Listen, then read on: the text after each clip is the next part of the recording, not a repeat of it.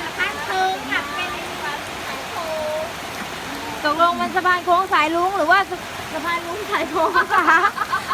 ตกลงว่าสะพานแบบไหนคะ ได้แม่ทายกับคุณหนูด้วยทายกับคุณ